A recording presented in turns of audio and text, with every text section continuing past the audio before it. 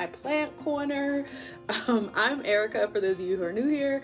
Thank you so much for taking the time to click on this video and give your girl a view and check me out. And thank you for those who decided to return. You know, thank you for deciding to check back in on me and continue to hold me accountable with these books and with these videos. I really appreciate it. Remaining consistent in my booktube newbie tag, and I'm actually keeping up with it so far. I mean, it's only month number 1. I don't want to toot my horn or anything, but toot. I'm actually, you know, remaining consistent. I have a lot of ideas in my head, and I think I just need to slow down, take my time, and really work on producing quality things. But anyway, that is beside the point. We are rambling in today's video. We're going to talk about a new project that I'm undertaking. I think I'm going to title this project UnHaul. It may have, you know, a catchier or a wittier title at a later date, but for now it's going to be Project UnHaul. I did see Erin from Booked and Busy talking about something similar. I think her title was "These Books Will Self-Destruct in a Certain Amount of Time" or something like that. But basically it's about books that are sitting on my shelves that have yet to be cracked open or read. And it's time for these girls, you know, to put up or shut up, basically. So my goal is to read I think there's 13 of them, all 13 of these books by year's end. And I am challenging myself that if I do read half of them, so 13 is an odd number, so we're gonna go with if I read 7 by my birthday, which is July 24th. So by the end of July, basically, if I do read 7 of the 13 books, then for myself, I'm going to reward myself with a birthday haul, either a birthday book haul, and either purchase 6 or 7 new books to, you know, take place of these ones on my shelves. Now, that's not to say I'm not sure if I will like these and will unhaul them, but yeah, I need to read these. I need to get to them. They've been sitting on my shelves for quite some time now, collecting dust. And again, it's time for the girls to put up or shut up, right? It's time for them to prove their worth on my shelves. No, that sounds really like, not classist. Well, maybe, I don't know. That just sounds really like an ism. One of the isms. So yeah, let's get into this. This intro is already too long. So let's get into this. I have 13 books here that we're going to briefly discuss. We're just going to walk through the title, maybe why I purchased them. That could be a good thing to talk about. And then I'm going to briefly read the synopsis of them. And maybe, yeah, let's continue with this, you know, guesstimate of if I will like the books or not. Let's continue on with that challenge that, like, I similarly did in my recent library haul. All right, so let's get to the books. As usual, I have notes on my phone to keep me on track because your girl can talk too much. So I will be looking down every now and then, and I didn't set up the books to match the notes on my phone, so I apologize for some delays here. But the first book that I have is the Invincible Summer of Juniper Jones by Davine McQueen. And let me find this one. This one came out June 16, 2020. And I think this was mainly a cover buy. Like, this cover is gorgeous. I've never heard of this author. I don't remember where I purchased this, but I'm almost certain this was a cover buy. So the synopsis for this one is, it's the summer of 1955. For Ethan Harper, a biracial kid raised mostly by his white father, race has always been a distant conversation. When he's sent to spend the summer with his aunt and uncle in small town Alabama, his blackness is suddenly front and center, and no one is shy about making it known he's not welcome there, except for Juniper Jones, the town's resident oddball and free spirit. She's everything the townspeople aren't: open, kind, and full of acceptance. Like, that just sounds so cute. I love historical fiction. I guess the only issue with this is I don't do well with dual point of views, and it looks like we are going to be following both Juniper and Ethan in this story. So if I was to give this a guess, I'm going to give this 3.5 stars, mainly because it's historical fiction and it seems to revolve around race and blackness, which tend to be themes that I like to read in books. So I'm guessing I'm giving this one 3.5 stars, and I will probably keep this one on my shelves. book number 2, we have Station 11 by Emily, what is her name? Emily St. John Mandel. Oh, and sorry Emily, I do not know your pronouns. So I apologize for if I misgendered you. But anyway, we have Station 11. This one was, I think this was like a pandemic buy. At the height of the pandemic, I was listening to a few podcasts and they were asking people for books that they would recommend, since everyone had, just this abundance of time now that we were now stuck in our homes. And someone had recommended Station 11. And I did recently see that this one was turned into a show. So if I like this, maybe I'll watch the show after it. But let me find what the synopsis of this one is. I mean, I'm pretty sure everyone has heard of this one. And maybe I didn't record the synopsis of this one. Oh no, I did. Okay.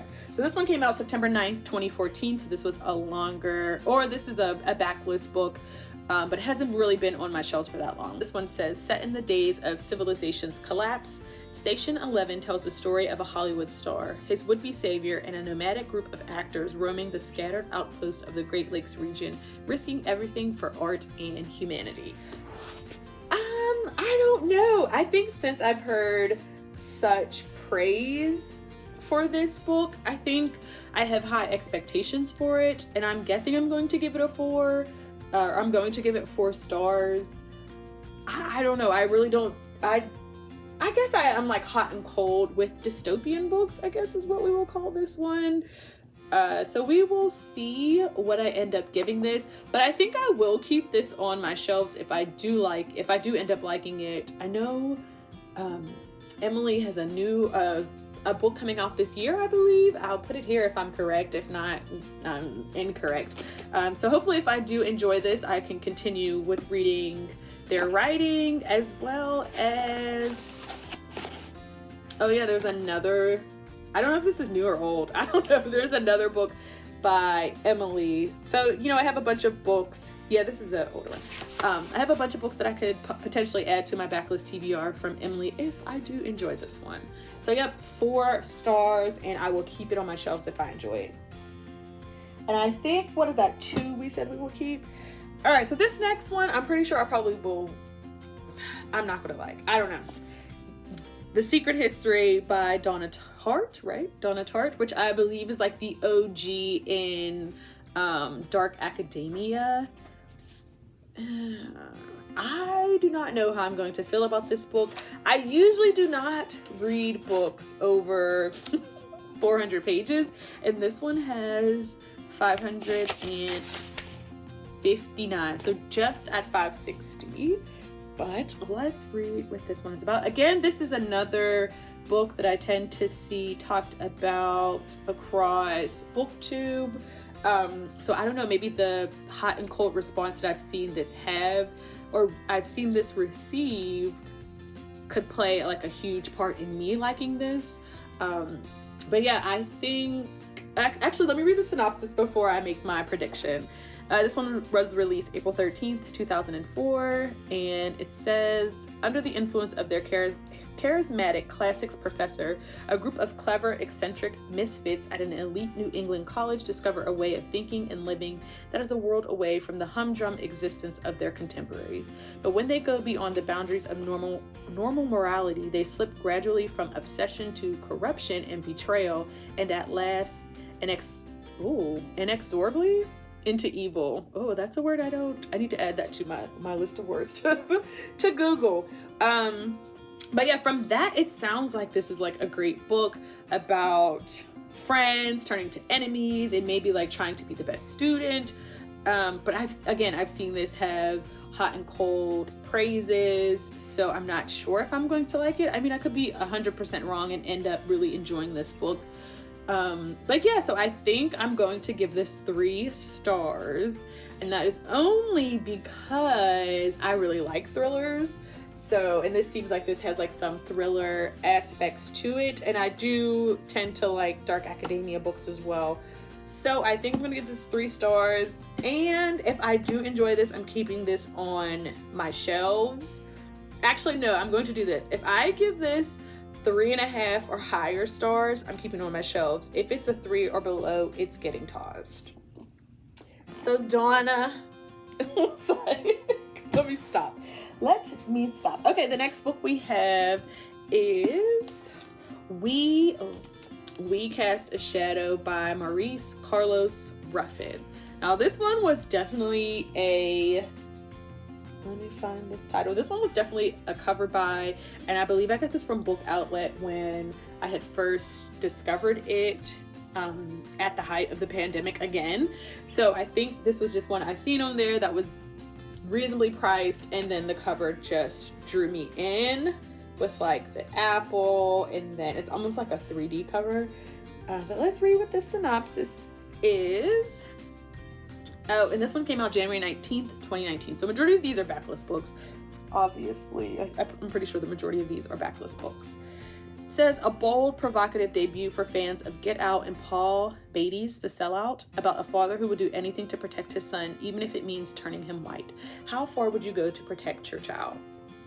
I mean, that right there just sounds like it's great. I'm not sure why I've never gotten to this. I think, again, because I really never read the synopsis of this one, and I just mainly picked this for the cover, but I think I'm going to give this 3 stars, and mainly because I've seen a lot of things compared to Get Out, and usually they don't end up being, or like, oh, what is that book called? The Other Black Woman, I think, was compared, or The Other Black Girl, I don't know. I think that was compared to Get Out, and girl, but that was a joke. So I'm not sure. I'm like knocking my plant in its face, and it's probably pissed at me. But yeah, I'm not sure. Usually books, I haven't had a great track record with books that have been compared to Get Out. So this is just another one, and we will see if that comparison holds true. But I think I'm going to give this 3.5 stars. And again, now this one is going to have the same stipulation as The Secret History, where 4 and above, I'll keep, 3.5 below. This will go to A New Home. Right? Okay. Next, we have A Phoenix First. Wait. Girl, I'm trying to read this on the screen backwards. It's kicking my booty. Okay, next we have A Phoenix First Must Burn, and this was edited by Patrice Caldwell. And it says it's 16 stories of Black girl magic, resistance, and hope by a multitude of authors. It has Elizabeth Acevedo, A. Marie, oh, I didn't know that, Patrice Caldwell, Danielle Clayton, Jay Marcel, Corey, Samaya Dowd, Charlotte Nicole Davis, Justina Ireland, Alea Dawn Johnson, Danny Lore, L.L. McKinney, Danielle Page, Rebecca Roanhorse, Karen Strong, Ashley Woodfolk, and E.B. Zaboy. And it says 16 tales that explore the Black experience through fantasy, science fiction, and magic, coming together in one stunning narrative of hope. This was definitely a cover by, and the keywords on here were Black girl and magic. I tend to not read a lot of short stories or short story collections, but I am trying to get more into short story collections as well as like anthologies. So I'm excited to get to this one finally. I think I'm going to collectively give this 4.5 stars because it has a bunch of authors that I do enjoy their work. And I'm not sure how I'm going to do my ratings for this. Maybe I'll rate each story and then average it from there. But I'm pretty sure I'm actually going to keep this one on my shelves regardless of the stories, just because I love the cover and just the whole premise of this anthology is just something that I can get behind. You know, I'm all for the Black girl magic. So yeah, this one is just mainly, I need to read this before the end of the year because it's been sitting on my shelves, and this one came out in 2020, and I definitely know I bought this in 2020. Next we have, oh my gosh, these words are kicking my butt today. Next we have The Stars and the Blackness Between Them by Junanda Petrus. Look at that beautiful cover. Another cover by, not sure when I purchased this, but I'm pretty sure I bought this for the cover. And the synopsis of this one says, told in 2 distinct and irresistible voices, Junanda's Junanda Petrus's bold and lyrical debut is the story of two Black girls from very different backgrounds finding love and happiness in a world that seems determined to deny them both. I mean, that's all I have to say. It seems like the two girls are from two different parts of the world. One lives in Trinidad, one lives in Minneapolis. Wow, why can't I read? It looks like we are following a dual point of view again. So, but the two girls live in two different parts of the world. One is in Trinidad and one is in Minneapolis, and I'm not sure if I'm assuming they meet. I'm assuming the person from the Caribbean will come to America, and that's how they will fall in love. But I think, I don't know. I think I'm going to give this 3.5 stars. It's just that dual POV that trips me up. It has nothing to do, well, sometimes it does have things to do with the writers, because I struggle with telling the two point of views apart. But yeah, I don't know. I think I'm going to give this looks like a really quick and easy read.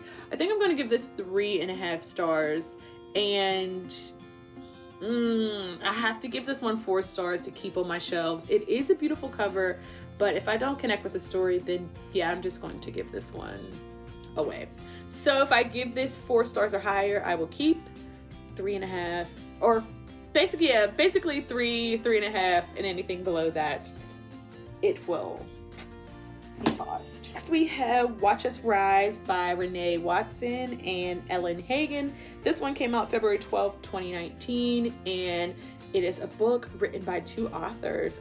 I'm assuming a Black author, and that looks like a white person. I could be wrong in my assumption. But the synopsis for this one is: Jasmine and Chelsea are sick of the way women are treated, even at their progressive New York City high school, so they decide to start a women's rights club. Oh, that's funny. They post everything online: poems, essays, videos of Chelsea performing her poetry, and Jasmine's response to the racial microaggressions she experiences, and soon they go viral. But with such positive support, the club is also targeted by online trolls. When things escalate, the principal shuts the club down. Jasmine and Chelsea will risk everything for their voices and those of other young women to be heard.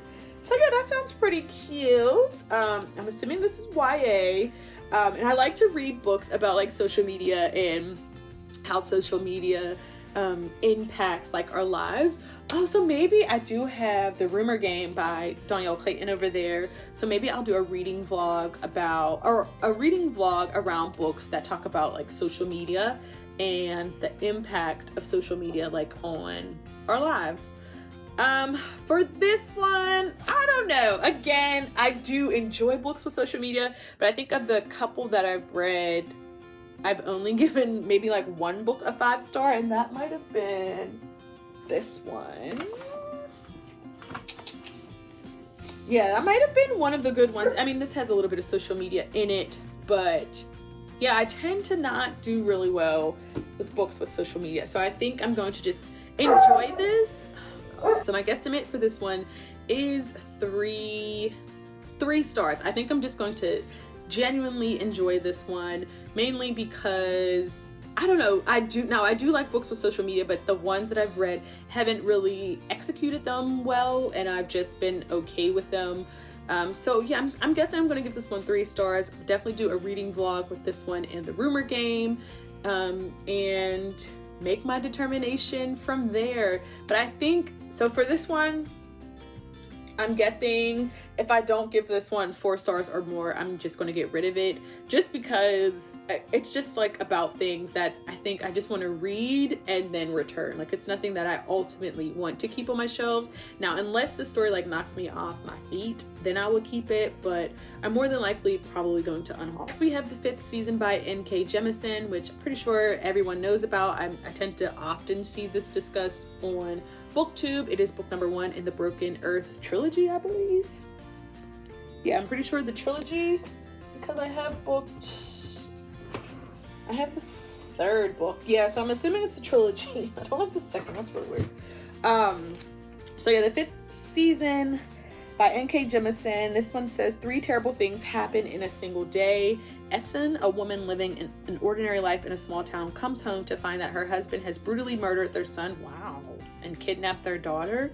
Meanwhile, Mighty Sanzay, the world Mighty Sanzay, the world-spanning empire whose innovations have been civilization's bedrock for 1,000 years, collapses as most of its citizens are murdered to serve a madman's vengeance. Whoa, I've never read the synopsis of this. And worst of all, across the heart of the vast continent known as the Stillness, a great red rift has been torn into the heart of the earth, spewing ash enough to darken the sky for years or centuries. Wow, okay, MK, this actually sounds really good. Yeah, I've never read the synopsis of this. Again, I've seen a bunch of people discuss this on BookTube, and it's either they love it or hate it.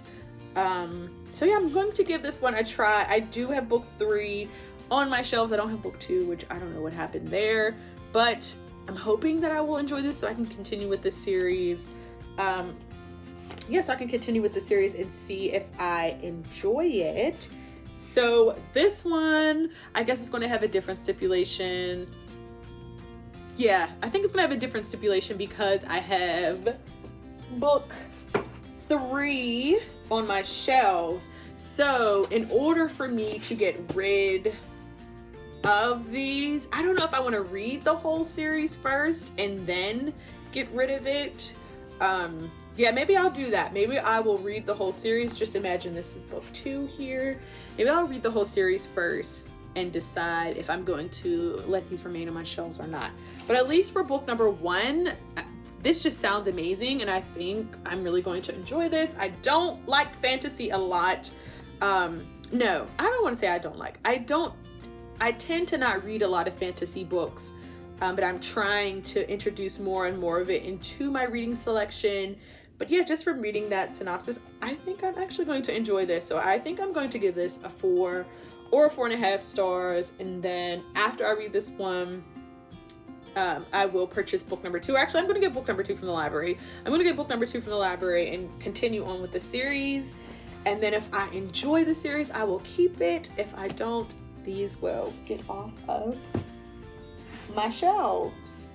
I also have another, I think this is the Inheritance trilogy.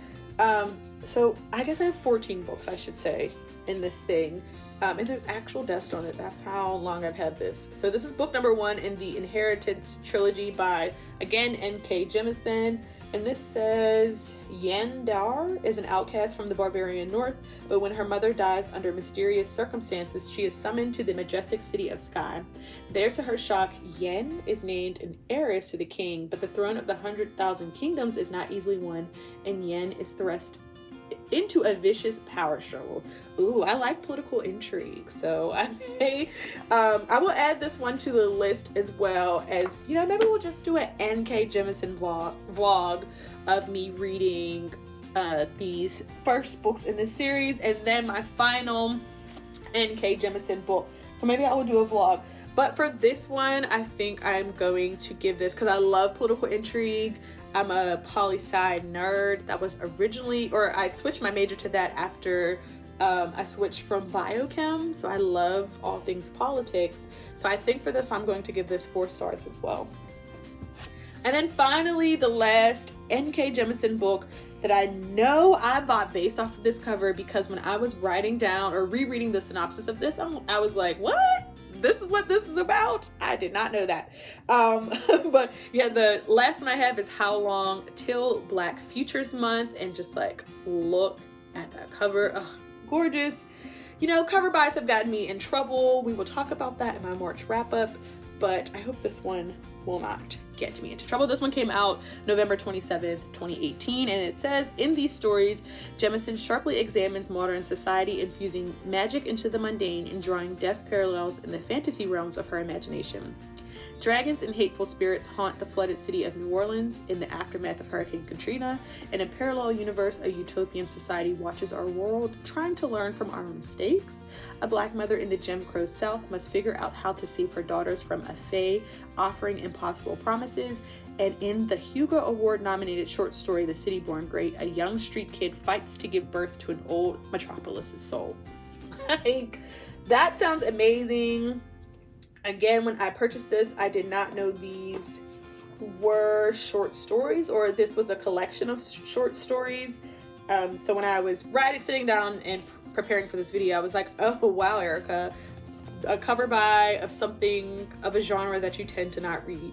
But I'm excited to read to this one. I'm excited to get to this one. I would definitely do an NK, oops, sorry, there's a glare. I would definitely do an NK Jemisin vlog of me reading these books and reacting to them. So stay tuned for that. I may dedicate, maybe I'll find out when NK's birthday is and make that like the theme that month.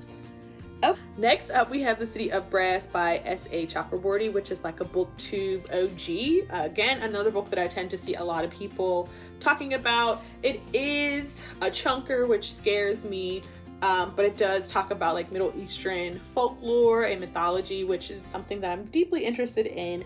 So I'm pretty sure I purchased that, or no, my best friend actually bought this for me for my birthday. I know that. And I think because we were supposed to buddy read this and we've been slacking at buddy reading it, so maybe we will pick this up as a buddy read together. But the synopsis of this one is, I think it's Nari has never believed in magic. Certainly she has power on the streets of 18th century Cairo. She's a con woman of unsurpassed talent, but she knows better than anyone that the trade she uses to get by, palm readings, czars, healings, are all tricks, sleights of hand, learned skill, and a means to the delightful end of swindling Ottoman nobles. So I love the Ottoman Empire. I think I need to like read more nonfiction books about that time period, but it was always just a period in school that I was interested in. And when I switched to poli-sci, I did do a lot of research around the Middle East. So it's just a time period or a culture that I'm deeply interested in. So I'm excited to pick this one up. I don't know when I'm going to read this because all of these pages do scare your girl. So I have to do this one when I have like a lot of time, and I do have some upcoming PTO to use to get rid of before the new calendar year for work starts. So maybe I will spend some time with this one at the end of like May or June and hopefully knock it out, because I think this is a trilogy, or maybe I think it's a trilogy. I don't know. Yeah, it's a trilogy. So then I have some other books to read, and if they're all this long, maybe I will just spend time reading this whole trilogy with a reading vlog. But did I say when I was rating this? I don't think so. I think I'm giving this 4.5 stars.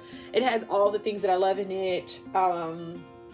Just that time period. It's in Cairo. It seems to have magic and stuff. So yeah, I think I'm going to give this 4.5 stars, and I will keep this one, and I'm going to get book 2 and 3 from the library. And if I enjoy it, this trilogy will live on my shelves. So next up we have another booktube OG. I have Children of Blood and Bone by Tomi Adeyemi, and this is book number 1 in the Legacy of Orisha series duology.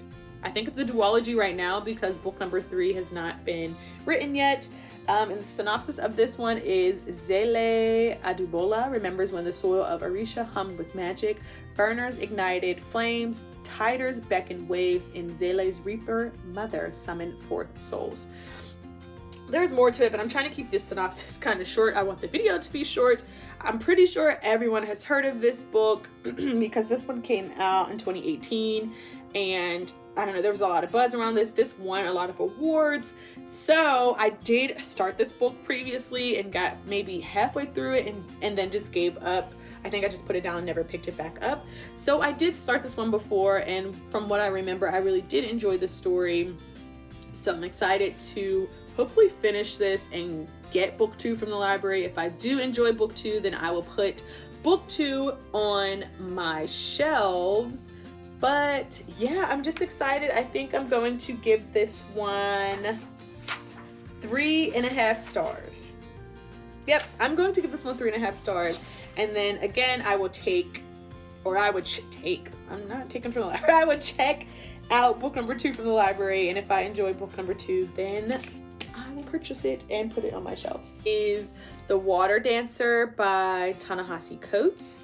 And this one came out September 24th, 2019. This was definitely another book that I heard on, oh, there's a clip. Excuse me. This book was definitely a recommendation that came from a podcast and was the reason that I picked it up. And also I think Oprah recommended this at one point, or this was part of Oprah's book club. And I think that also influenced my decision to purchase this. I wish I would have knew when I purchased this was the large print. And I think at the time, that was the only version available to purchase. So I don't know. It has dust on it because I picked this up or I purchased it and never read it. But the synopsis for this one says, young Hiram Walker was born into bondage. When his mother was sold away, Hiram was robbed of all memory of her, but was gifted with a mysterious power. Years later, when Hiram almost drowns in a river, that same power saves his life. This brush with death births an urgency in Hiram and a daring scheme to escape from the only home he's ever known. So I'm assuming this is during slavery. So I do love historical fiction, especially historical fiction about Black folks, specifically during slavery, the Civil War. I really just enjoy I really enjoy reading about that time period as well. So I'm excited to read this one. And I'm pretty sure, oh my gosh, this is 533 pages. Ta-Nehisi. Girl, this is more than that. This is 558 pages. Anyway, Ta-Nehisi, I'm going to read it. I think I'm going to give this one I'm going to give this one 4.5 stars because it has all the things that I tend to enjoy in a book. Historical fiction, there's magic, there's like a generational bond. I just love those things in a story. So yeah, I'm going to give this one 4.5 stars, and this will more than likely stay on my shelves. And finally, woo, Jesus. Let me find this one. Finally, we have Remembrance by Rita Woods. This was definitely a stop into Barnes & Noble, look over the titles, look at the covers, and cover impulse buy. Because I didn't know anything about this book, but when I finally read the synopsis of it, I was proud of myself for this buy because, again, this is another book that has things in it that I love. So let's read the synopsis. It says, Remembrance, it's a rumor, a whisper passed in the fields and veiled behind sheets of laundry, a hidden stop on the underground road to freedom, a safe haven protected by more than secrecy if you can make it there. So what I do know about this is this follows 3 different women in the same family across 3 different time periods.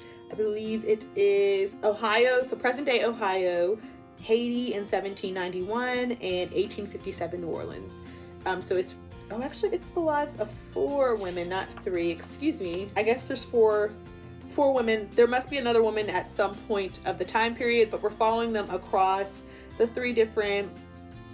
I see it. Okay, yeah. Anyway, we're following them across 3 different time periods, which is things that I tend to enjoy across these different time periods, these generations. I'm assuming the women are connected and there is something connecting them, something that they all have to remember, right? So I'm excited to read this one. I've had this on multiple TBRs for myself and I just never picked it up.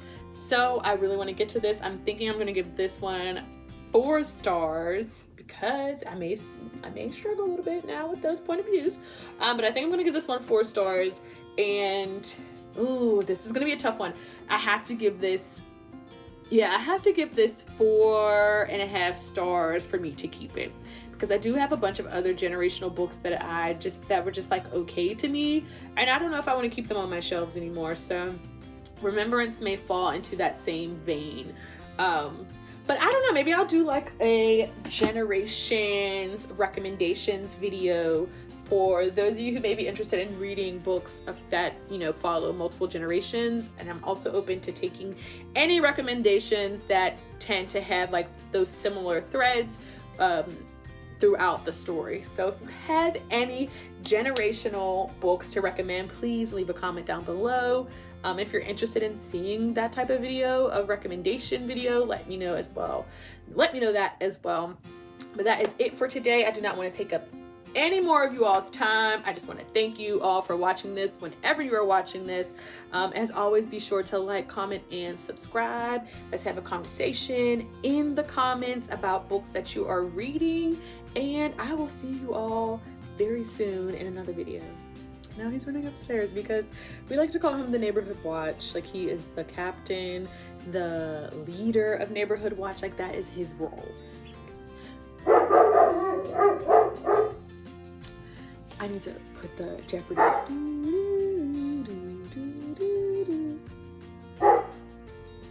Or is that Wheel of Fortune? No, that's not Wheel of Fortune. Oh my god, that's definitely Jeopardy when you're like doing your final answer or whatever. Wow. Why would I say Wheel of Fortune? Wheel of Fortune, you're spinning. Oh, you're spinning the wheel, Erica.